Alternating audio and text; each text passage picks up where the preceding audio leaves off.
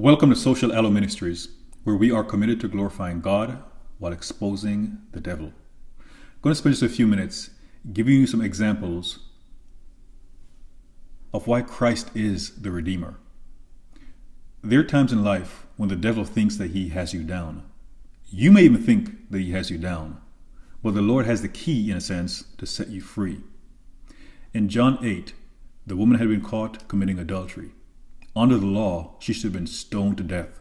So the Pharisees, they thought they had an airtight case as a way to tempt Jesus. But the Lord found a way of escape for her. She should have been killed, but the Lord found a way of escape for her.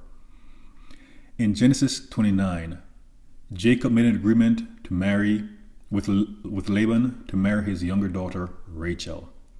But instead, Laban manipulated Jacob into unknowingly marrying his older daughter, Leah, a woman Jacob actually hated. Now that may have seemed as if all hope was lost and his relationship with Rachel was gone. However, the Lord made a way for him to be able to marry Rachel. So he ended up with 2 wives. But because the Lord is also using this occasion to raise up the nation of Israel, he allowed Leah to bear 6 of those children. And while they were blessing 6 children, it takes a toll on the body. Rachel had 2 of those children. There were also 2 handmaidens who were used as concubines that had other children. So even though it seemed as if there was no way that Jacob was going to be able to be with Rachel, the Lord made a way. Then in the book of Esther, especially chapter 3, Haman, he had an issue with Mordecai and the Jews. And because of his relationship with the king, King Ahasuerus, also known as Xerxes, he had the king made a decree to kill all the Jews. Haman actually erected some gallows by his house so he could kill Mordecai, someone who refused to bow down to him. It seems as if all the Jews, to include Mordecai and Esther, were as good as dead. However, the Lord made a way for them, because Esther ended up being King Ahasuerus' queen. And she appealed to him, and he extended his scepter of grace, like how Christ extends his scepter of grace towards us. Those gallows that Haman set up for Mordecai ended up being the same gallows that were used to hang him and his sons.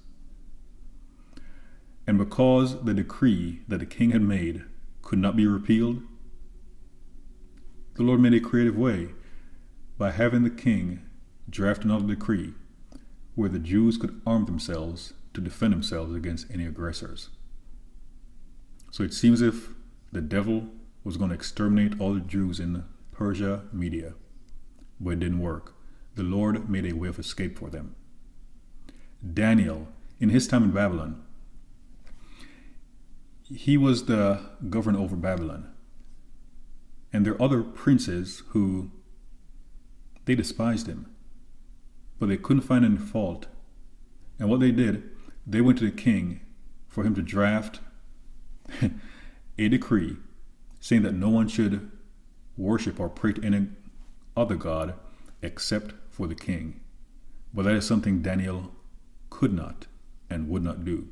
So he continued worshiping the true and living God 3 times per day, even though the penalty for doing such an act was to be cast in the lion's den.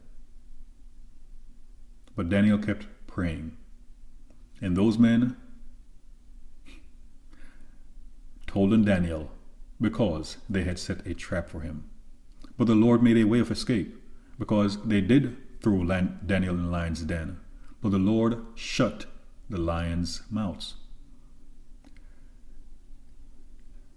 The king did not want to do that, but because he made the decree, he went through with it. But he actually interceded for Daniel. And when the king woke up the following morning and saw that Daniel was not harmed, this is what happened. In Daniel 6, verse 23, then was the king exceeding glad for him, and commanded that they should take Daniel up out of the den. So Daniel was taken up out of the den, and no manner of hurt was upon him, because he believed in his God. And the king commanded that they brought those men which had accused Daniel, and they cast them into the dens of lions, them, their children, and their wives.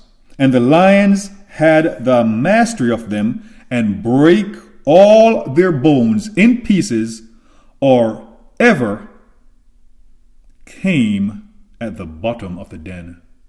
So here you had Daniel spent a night in the lion's den. Not a scratch. Those people didn't even make it to the bottom of the lion's dens before the lions ripped them apart. Those men were doing the work of the devil. They thought they had Daniel down and out, but the Lord made a way when there was seemingly no way. Could also speak about the Israelites trapped by the Red Sea, Egyptians coming towards them. The Lord made a way of escape. In Daniel chapter 3, with Shadrach, Meshach, and Abednego, they were cast into the furnace. The men who put them in the furnace actually perished, but the Lord protected them, made a way out when there seemingly was no way, because Christ is the Redeemer. In John 8, verse 36, I want to remind you of the following. If the Son, meaning Jesus, therefore shall make you free, ye shall be free indeed. If the Son, therefore, shall make you free, ye shall be free indeed. And with John 10:10, to put the cap on this exhortation, the thief cometh not for to steal and to kill and to destroy, but I, meaning Jesus, am come that they might have life, and that they might have it more abundantly. So again, when the devil, the kingdom of darkness, thinks that you're trapped, you're down and out, Christ has the key to set you free.